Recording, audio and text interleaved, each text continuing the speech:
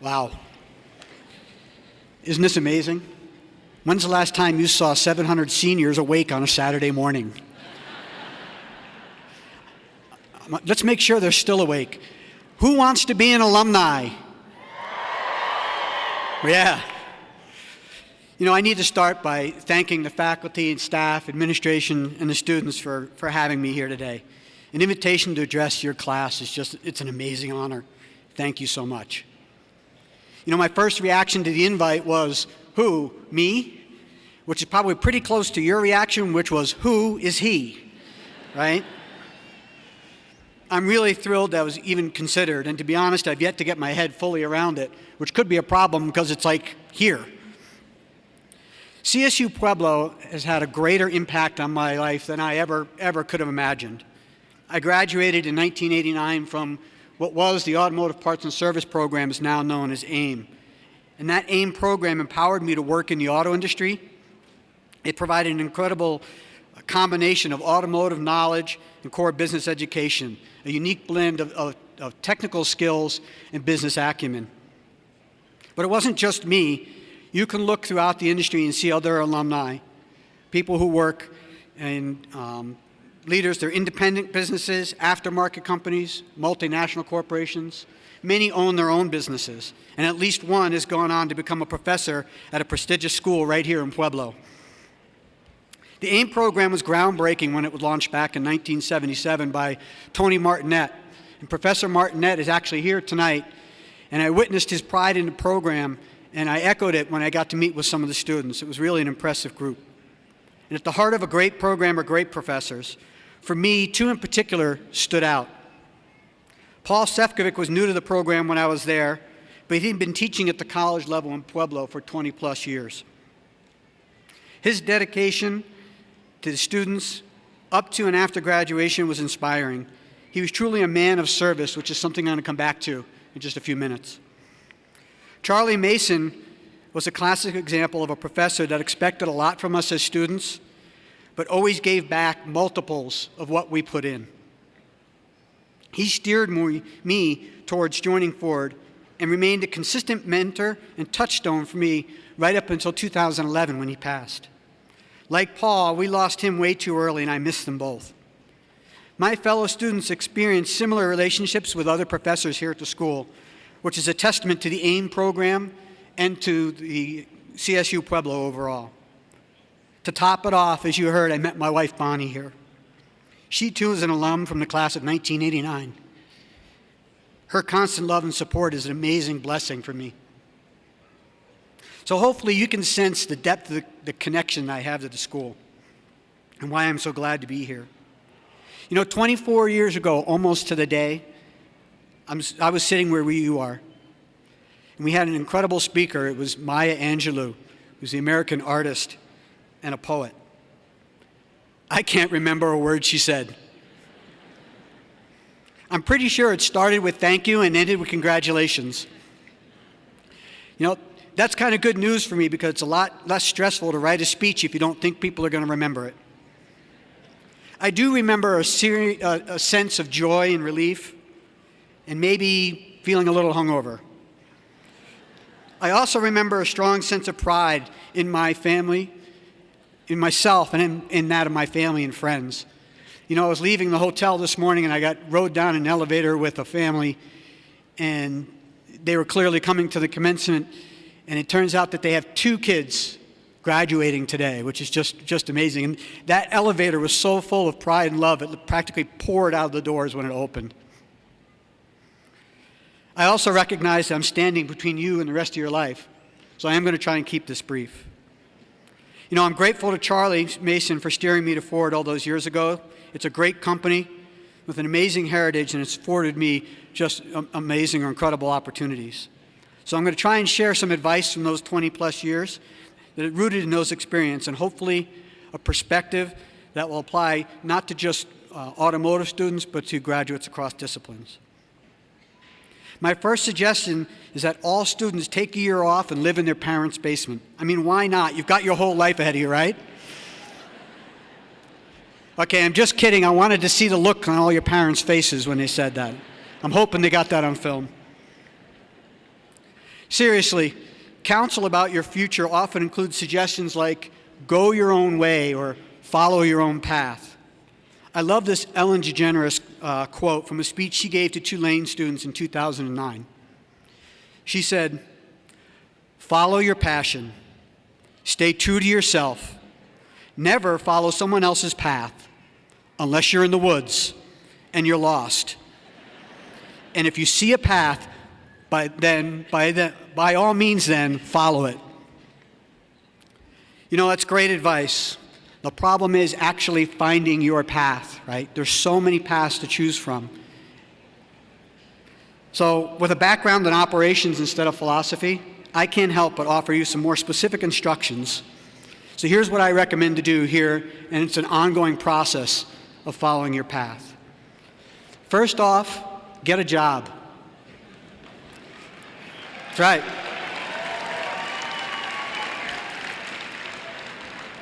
Take the best opportunity that's available to you right now, but don't hold out for the perfect gig. Choose an employer rather than a job description. If you get in the door with a strong company that you identify with, and you can take it from there.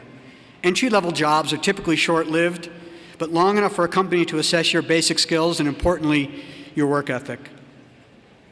Take scary assignments.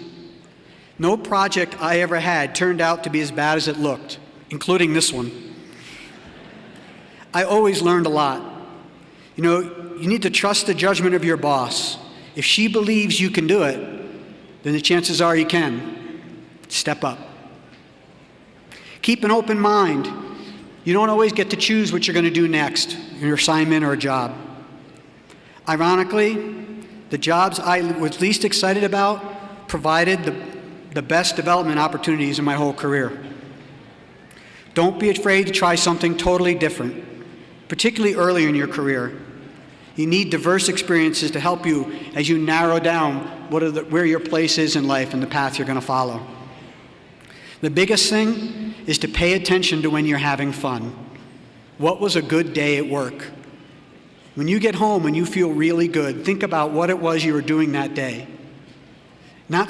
Maybe not so specific.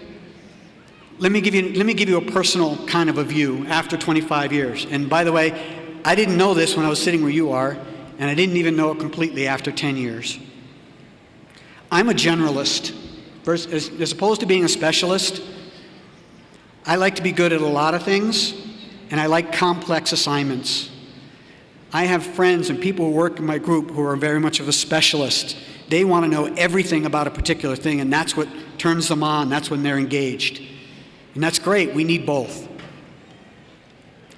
I enjoy operations versus strategy. I can do strategy, but the days I'm working on a strategy are not my best days. My best days are the days that I'm helping solve a problem or reaching a goal or a quota, or making an operation run just right. I work on short horizons. The end of today, the end of this week, the end of the month, maybe the end of the year. A lot of people that I work with are much better, and they have to help me when we start talking about long horizons. And again, that's great. We need both. The point is that as I moved through my career and I began to understand some of these things, I gravitated towards the jobs that were more fun, that I enjoyed. And that's what you need to do. And if you can describe that to your management, to your family, to new interviewers and maybe new opportunities, if you describe those areas where you're most engaged, when you're having fun, you'll end up in a job that fits you. And that's really the most important thing, that you find the right fit. It makes all the difference in the world. So now that you and Ellen are wandering around in the woods and you're trying to find a path, it's also important to know some of the things that can help you be successful. So I also happen to bring a short list of unknown or little-known realities about being successful. Reality number one: your greatest success in life will occur by helping others succeed. Significant individual accomplishments are virtually non-existent. It's a big one. Your greatest success in life will occur by helping others succeed. You know, for the first 20 years or so of your life, it's really, and you've been all about you. The decisions you've made, the perspectives you have, and the actions you take. The first consideration, the first thing that occurs is, how's it going to affect me? And that's natural. To a certain extent, I think it's a survival instinct.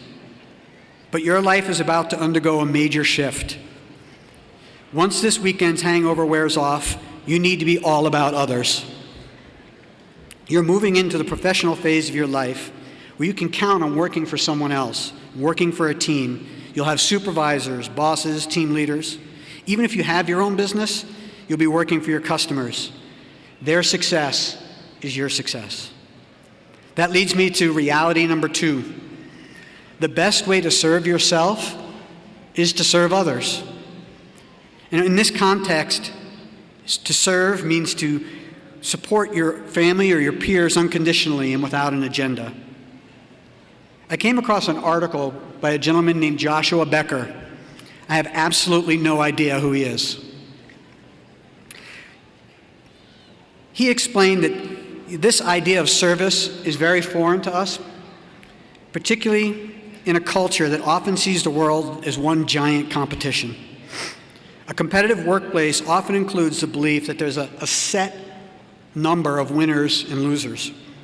If someone succeeds, then that success results in one less success for someone else. This reasoning is completely incorrect. It assumes that there's a finite-sized pie for success. Your breakthrough occurs with the realization that the size of the pie is not finite. It actually grows with every success. Another success does not mean you have less opportunity, and in fact, your peer's success is your success if you took the opportunity to support and enable them. You know, I think my resume, it sounds great. It's a perfect example of this concept. I don't look at my resume and see things that I accomplished. I look at the resume and I see things that teams that I were on accomplished. And more importantly, I think my resume represents experiences and lessons learned. And those experiences and lessons learned that you accumulate over time are far more important than your list of accomplishments.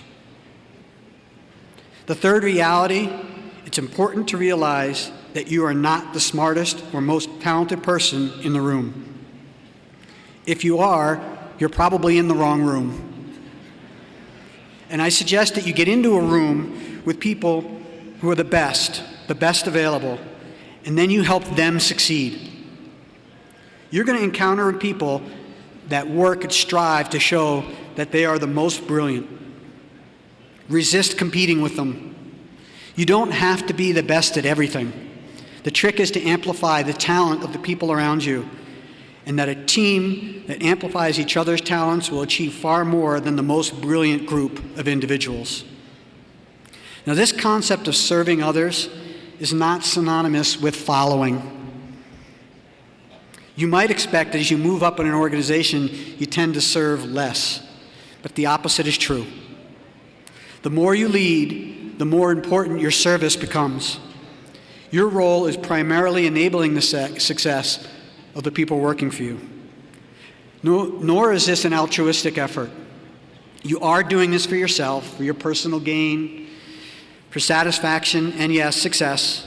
It's just that the best way to serve yourself is to serve others. The cool part is that when you truly define your personal success as being of genuine service to the people around you and to your team, you can be successful all the time. Personal success is 100% within your control. Success metrics like job titles, recognition, lists of accomplishments, material possessions, and even compensation become less important and therefore less stressful. Serve yourself through serving others, and you'll be happier. By the way, this works everywhere. I've witnessed it in other organizations, and I've experienced it myself around the world. All facets of business, and I've seen it in homes. Being service-centric will affect all areas of your life, at work, at home, in your community, and in your church.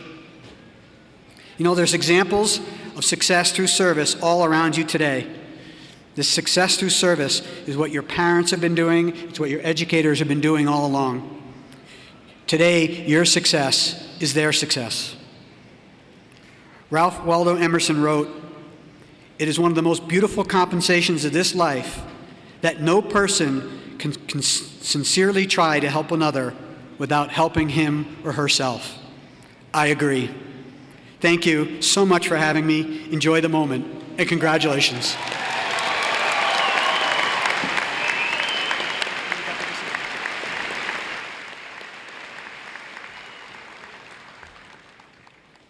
Thank you to George Goddu for a wonderful, inspiring speech.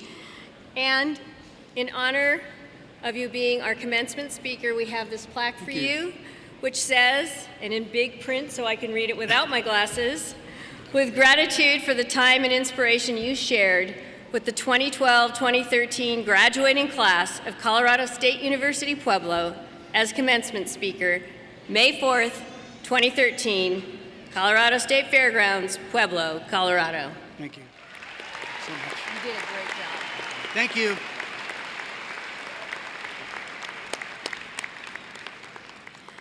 I will now ask Mr. Dennis Flores of the University System Board of Governors to join me at the